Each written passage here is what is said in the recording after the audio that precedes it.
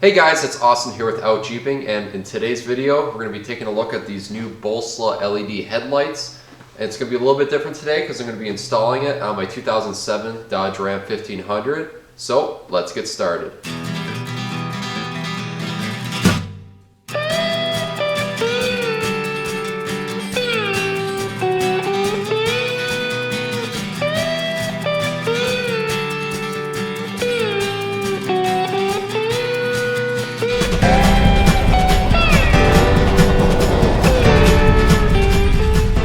Alright, so these are the Boslla H13 bulbs I have right here, and they're going to work for my 2007 Dodge Ram.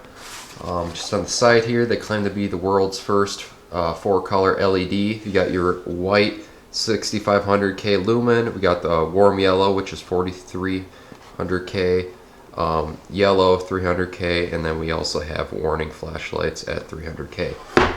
Quick unboxing right here. Got an instructions manual. They have instructions in here on how to install, and if you have a CAN bus system, they claim that you need to get a load resistor for it. Otherwise, you might have a warning light on your dash because these do take less resistance than your normal halogen bulbs. So here's the actual light. Before we install this, we're going to have to remove this glass piece, and we also have a little computer module that plugs right in here, and this is basically just going to tell us what color we want by us controlling it with the headlight switch. And then right here, this just plugs right into your factory harness. So I'm going to get to it right now and take out the old bulbs in my truck, and we'll pop these guys in. Okay, so to remove our old headlights, what we got to do is actually remove this entire housing. If you pop the hood, you have two 10mm bolts that are exposed right here. And then if we go in the fender well, there's going to be a little bit of a rubber grommet that's in the fender liner. We're going to pop that off, and then we should get access to the other 10mm bolt on the back side holding it in. Now on this bottom bolt, we have the ambient temperature sensor that's also mounted to this, so when we reinstall, keep that in mind to put it back on this bracket.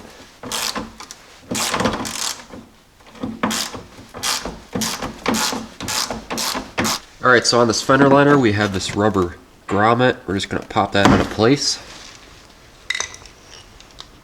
And between this crack between the fender and the bumper, we should be able to see that 10mm bolt. So I'm going to get an extension, stick it through, and loosen it up. Now keep in mind, if you do have a rusty truck or vehicle with these bolts, it's actually not unthreading where it's supposed to be because it's all rusted up. It's actually unthreading from inside the light housing, which goes into the plastic, so just keep that in mind.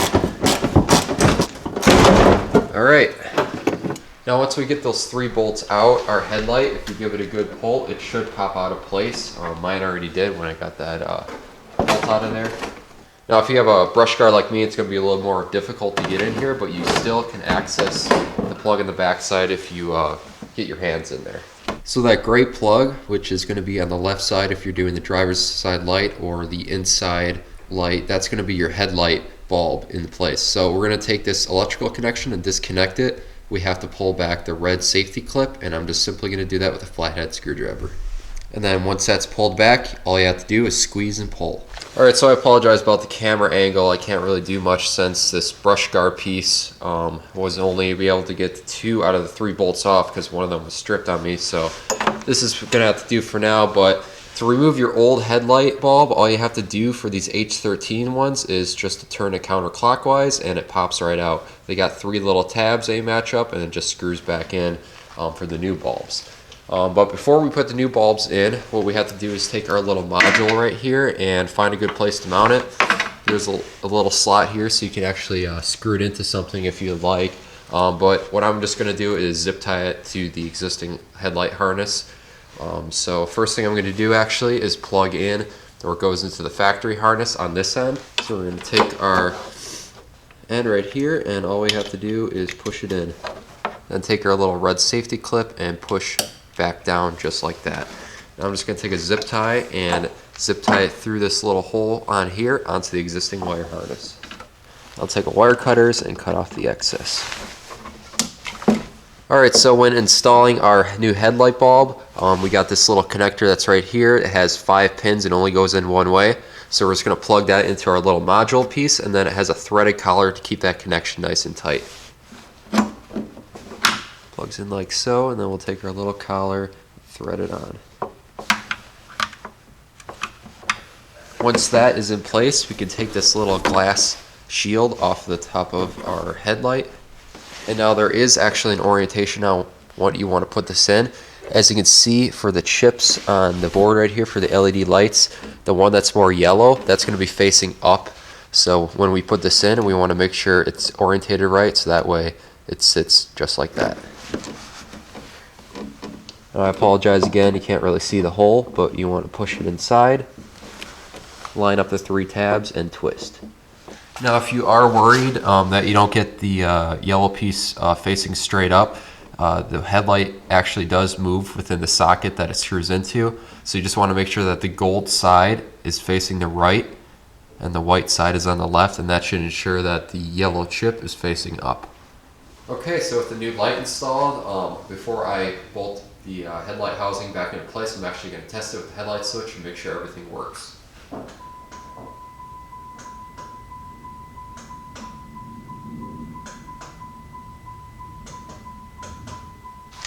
Alright, as you can see, everything does work. The high beams on all the settings is just going to be the crisp white, unfortunately.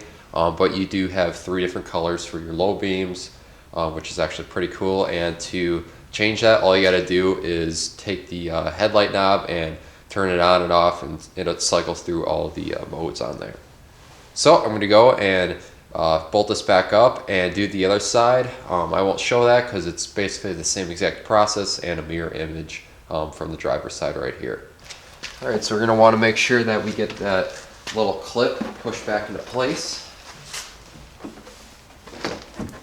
And then we can thread our bolts back into place.